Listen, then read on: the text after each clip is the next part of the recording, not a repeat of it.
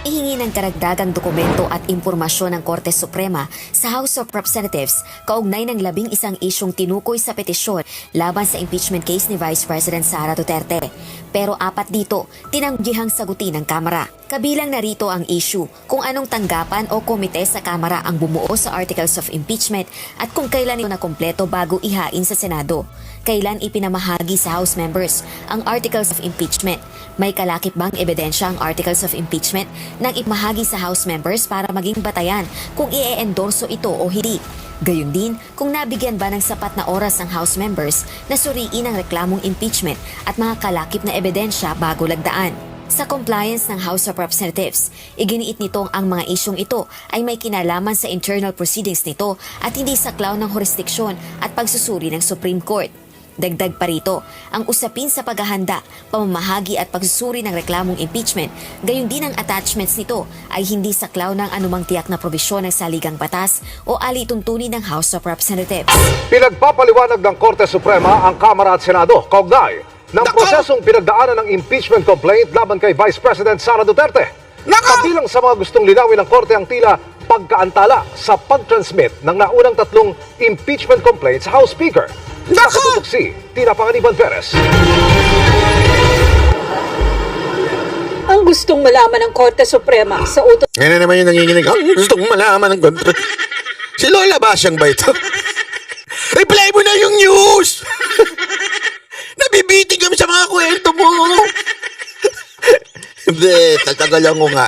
Hindi, tuloy. nito sa Kamara at Senado, ano na raw ang nangyari sa unang 3 impeachment complaints Yun. laban kay Vice Ayan, pinapa-explain sa kanila, status of the first 3 complaint, ano nangyari doon?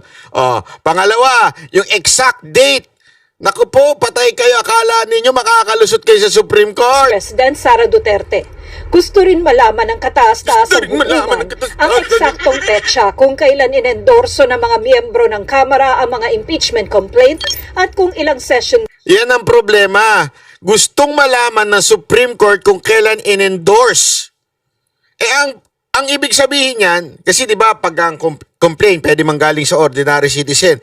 Tapos may isang congressman dapat na mag-endorse. Ang alam ko, naalala ko, meron mga nag-endorse yung mga makakaliwa.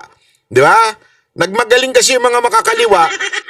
Gumagalaw kasi yung mga yan, may sariling mundo yung mga animal na yan eh. So gumalaw sila ng sarili na walang kumpas ng amo nila, ayan tuloy, na preempt. So hindi tinuloy. So malalaman ngayon ng Supreme Court yan. Di ba in-endorse ng isa sa mga, kasi magiging legit yun pag in-endorse eh. Legit na yun. Tapos may receive, di ba? May tatanggap yun ng yung kanilang Secretary General, Secretary General, tatatakan yun, receive. Nandun yung congressman, nag-represent doon sa filing. Naku po, patay kayo. Basyo kayo. Wala. Sabi ko sa inyo, basura lalabas tong impeachment natin. Days ang lumipas bago na-transmit ang mga ito sa Speaker of the House. Sa dokumentong nakalap ng GMA Integrated News Research. Ayan nyo. Di ba? Yan yung mga una eh. Yan. Bida-bida kasi kayo. Yari kayo ngayon. Makikitang December 2, 2024 ang nakastamp na petsa nang inendorso ang unang impeachment complaint. December. Naunahan na kayo ng GMA. Hindi, yung sagot yan yung hinihingi ng sagot ng Supreme Court eh. Di ba? May stamp. Ibig sabihin, may nag-endorse na congressman na kasama na. December 2 una, December 4 yung pangalawa. 2024 naman, ang second complaint at December 19 naman, ang ikatlong complaint. Naka! Pero hindi na gumalaw ang mga ito matapos. Yun ang problema, bakit di gumalaw? Patay kayo dyan. Ipit kayo ngayon sa ginawa ninyo. Bakit di nyo pinatulog nyo? Hanggang sa umarangkada sa plenaryo ang 4th complaint noong February 5, 2025 kung kailan din na-impeach si VP Sara. Is there any objection? The chair hears none. The motion is approved. Ang unang 3 reklamo, ipinag-utos namang i-archive na.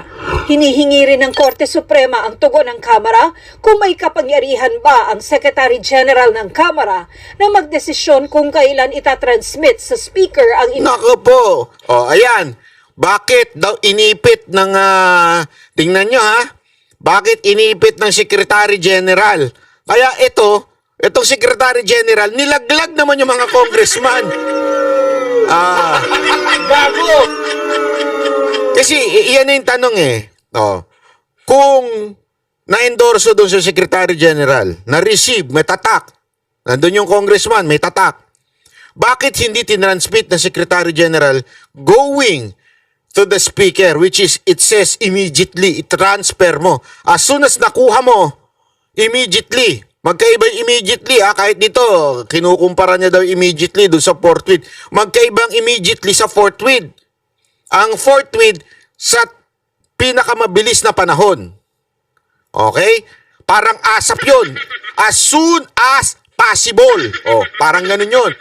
Ang immediately, agad-agad. Ngayon na. Wala nang kailangan pagkakuha mo, bigay. Ang problema, eto. Impeachment complaints at kung may otoridad ang Secretary General na tumangging i-transmit ang mga ito.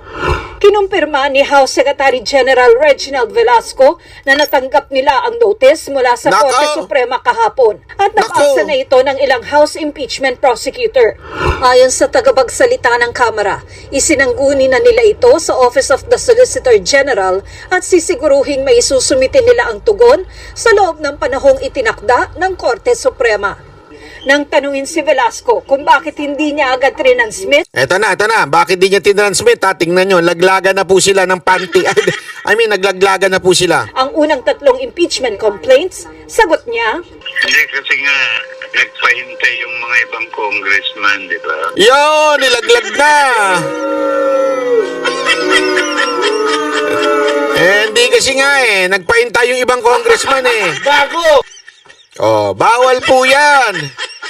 Na huwag mo nang i-refer kay Speaker kasi nga meron pa silang complaint na mas maraming mag-endorse. They requested Nako! me na maghintay lang for another complaint which will be endorsed by the required. So, alam mo, patay sila dito.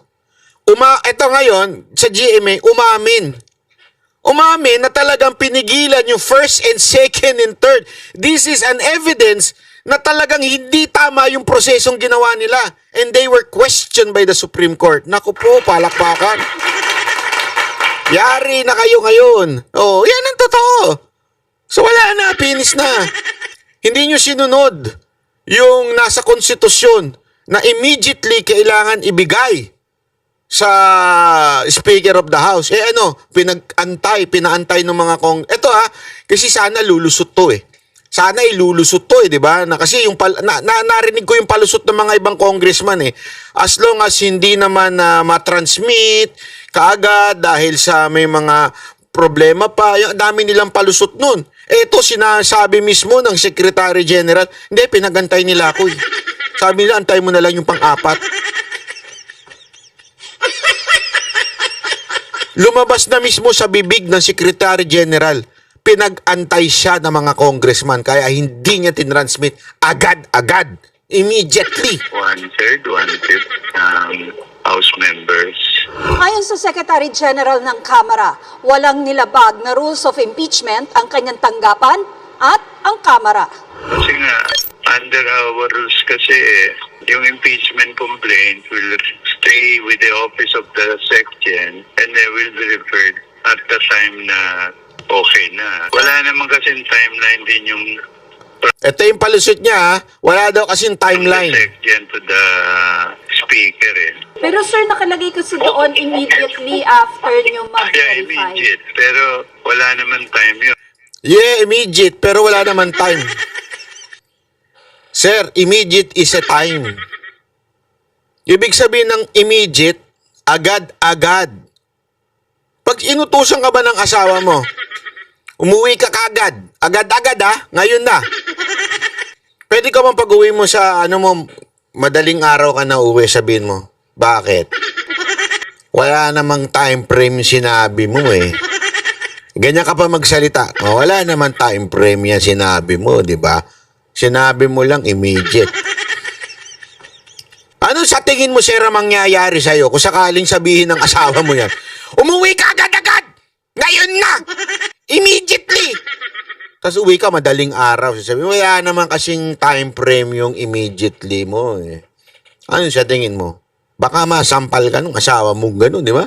Pag ginawa sa'yo yun, hindi sa asawa niya, hindi ko siya sabi siya. I mean, kung wari ikaw, may asawa ka gano'n, pinauwi ka. Immediately, umuwi ka ngayon din, ha? Umuwi ka. Tapos biglang hindi ka uwi, madaling araw ka uwi. Kung gaganang susuray-suray ka pa, parang wala namang time frame yun. Wala namang time frame. Yung immediately mo, wala naman time frame yun eh. Abay, tarantado ka pala eh. Sinabi na ang immediate eh.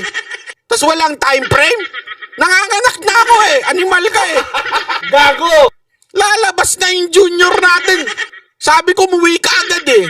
Hindi, wala naman yun eh. Hindi na, ano ba ibig sabihin na immediate? Walang time frame yun eh. Gago! Hindi, mali ba ako? Sige nga, pakisabi nga sa akin, mali ako. Hindi ganun, banat ba? Pag sinabing immediate, pwede anytime. Ano yung immediate yan, no? Anytime. Hindi, di ba? Pag kayo inutusan kayo ng mga amo nyo, halimbawa, yung mga amo ninyo dyan, no? Di ba? Sasabihin sa inyo, ha? Please, Aling Claire, clean this immediately. Tapos after 2 days so panilinis. Ayun. What did you do? Sabi nung amo mong Arabo. Ay, alam mo pa naman mga Arabong babae, 'di ba? Mga walang yaya mga 'yan eh. Sabihin sa'yo, what did you do? Habibi.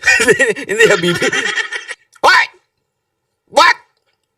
Oh, ma'am, you said immediate eh. There's no time frame in immediate. Wala naman time yun eh, yung immediate. Gago! Kaya wag niyong tutularan si Secretary Jen Velasco, ha? Maling ganimbawa yan. Sek Jen, delikado yung mga sinasabi mo, baka masisante yung mga empleyado dito, ha? Kasi sasabihin mo sa boss mo, kaya sa amo mo, inutusan ka, I need the phone number of the people na contact natin with this regard to this project. Immediately. Pinasa mo after 2 weeks, sasabihin mo, sir, you said immediately. There is no time frame in immediately. Sisante ka kagad. Gago!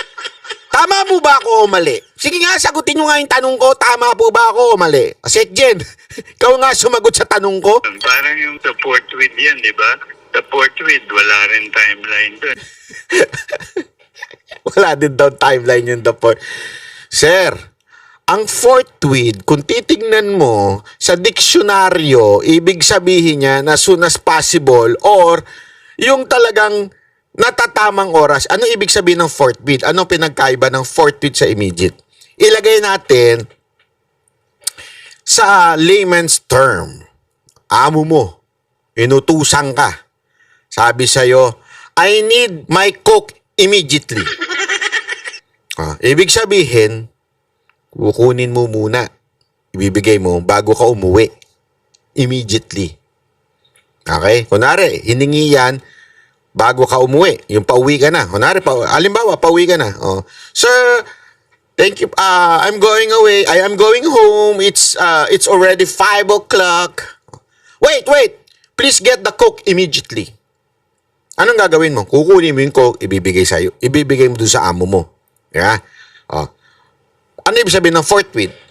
Nagpapaalam na yung empleyado. Sabihin mo doon, sir, bye-bye, I'll see you again. I'll go home now. Okay. Don't forget, the coke, fourth with, bigay mo sa akin, ha? Ibig sabihin, sa susunod mong pagpasok mo, agad-agad ibigay mo na. Okay? Yun ang ibig sabihin ng fourth with. Pagka-possible na, dun mo na. Yung sa susunod na pagkakataon, dun mo na ibigay agad-agad. Ang immediately, ngayon na, as in ngayon na. Naku na, ganon. Tapos sasabihin niya, wala din naman time frame. Hindi sir, may time frame yun. Wag niyo sabihin kung ano yan. May time frame po yun sir, para naman po kayo atang, abogado po pa kayo sir. Hindi, I-google, kayo nga mga kababayan huwag kayong maniwala sa akin. I-google ninyo. O, iba na pala ngayon. I-chat GPT nyo. Kayong tumingin. I-chat GPT nyo. What's the difference between forthwith and immediately? Ipapaliwanag niya dyan, Gawin nyo mas maganda. Please explain in layman's term. O kaya, please explain the simplest way. What's the difference between forthwith and immediately? Give example. Tingnan ninyo. Pareho. Bakit? Inaral ko yan nun Kasi nga, busit na busit ako sa mga congressman na nagsasabing forthwith Di ba? So, aralin nyo, tingnan ninyo. Kaya mali po si Secretary General dito. Pasensya na po Sec Gen, medyo sablay po kayo dito, sir. Trial shall proceed forthwith. Wala rin timeline. So, it's up to the interpretation of the official concern. Pero bukod sa mga ito, nais ding malaman ng Korte Suprema kung sino ang nagbalangkas ng Articles of Impeachment na trinansmit sa Senado kung naipakalat mo na ito sa mga kongresista. Ayan, dapat binabalangkas yan ng mga congressmen. Ano sabi? Sino ba talaga ang sumulat nito? Naku po. Dapat kasi dinidiscuss yan na-discuss ba ito? O may isang tao lang na may inutusan, tapos siya na gumawa lahat. Naku po. Nabasa ba ito ng mga kongresista? Naku po. At kung nabigyan sila ng panahon, Tingnan mo anong reason Anong reason ng isang congressman? Dapat nga, hindi na to congressman para basahin ang mga charges at ebidensya bago nila ito susugan. Ang utos ng Korte Suprema ay tugon sa inihaing petisyon ng kampo ni Vice President Sara Duterte na kumekwestiyon sa ika-4 na impeachment complaint. Ayon sa isang kongresistang pumirma sa Articles of Impeachment, kabisado ng maraming kongresista ang Articles of Impeachment dahil galing yon sa mga pagdinig na kanilang isinagawa. Nabigyan din anya sila ng sapat na panahon para pag-aralan ng reklamo. Alam ko inilalaman ng impeachment because we were the ones that actually investigated that. Ito yung rason niya. Alam daw niya yung impeachment kasi sila daw nag-imbestiga. Okay. Sa akin, sapat naman yung time na ginawa So parang sa kanya, dahil kami naman nag-imbestiga, alam na namin yan. So parang ang dating, hindi na namin kailangan i-review yan. Kasi kami naman na nag-imbestiga Sa akin, So para mo na rin inamin na talagang hindi nyo ni-review yung ginawang impeachment article. Iba kasi yung ni-review mo talaga, pinag-aralan ng bawat congressman yung impeachment ng article of impeachment at naging parte ka lamang nung nag-imbestiga. Iba yun, magkaiba yun, sir. At congressman, bishop. para lang mabuti naman ng prosecutor's team ang nilalaman ng impeachment case na yan. And the fourth impeachment complaint, binigay naman sa bawat congressman yan, the copy. Ayon naman sa tagapagsalita ng Senate Impeachment Court, ihahanda na raw ng Senado ang tugon nito, bagamat karamihan anya na mga hinihinging impormasyon ng Korte Suprema ay konektado sa procedure sa Kamara. Kinumpirma rin ng Office of the Vice President na nakatanggap sila ng kopya ng notice mula sa Korte Suprema. Para sa GMA Integrated News, Tina Panganiban Perez, nakatutok. Grabe, no? Diba? Diyan pa lang, alam nyo mga kababayan, wala na. Mukha ng la na. Pinis na. Wala kasi dito pa lang yung mga... Hindi, ako again, I'm not saying ito ang gagawin ng Supreme Court. Pero sa aking opinion lamang, pagdating po sa mga tanong ng Supreme Court, tila talagang kini-question nila yung due process na nangyari. Di ba? Tila kini-question nila bakit biglang tumalon tayo sa fourth and bakit ganun kabilis yung fourth article of impeachment na transmit kaagad or na impeach kaagad. Di ba? Para bagang fast track. We're impeaching the second highest in our land and yet parang yung binabo yung proseso. Yun ang feeling kong dating nung sinasabi ng Supreme Court. I might be wrong. But I think, siguro, kailangan talagang klaruhin mga kababayan. Klaruhin po talaga na, alam mo yun, this is not right. Mali ho itong ginagawa ng Kamara. Na kasi alam nyo, hindi ito tungkol sa kay BP Sara per se. Okay? Hindi dahil para sinasabi ng Supreme Court na hindi kami pabor na i-impeach si BP Sara Duterte. Hindi yun. Sinisigurado lang ng Supreme Court na dumaan kayo sa tamang proseso. Sinisigurado lamang ng Supreme Court na, wait, gawin natin tama kasi ito ay malalagay sa kasaysayan. Magiging precedents ng mga susunod pang impeachment. Para bagang magiging jurisprudence ito ng mga kaso sa susunod na impeachment. In this particular, precedents yan. Para bang, kunwari lang, halimbawa after 2020, plus, diba?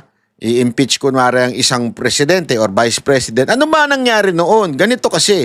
So yan ang gagamitin ng mga abogado. Ngayon, kung lalagpasan to, para mo na rin, kasi remember, sabi nga ng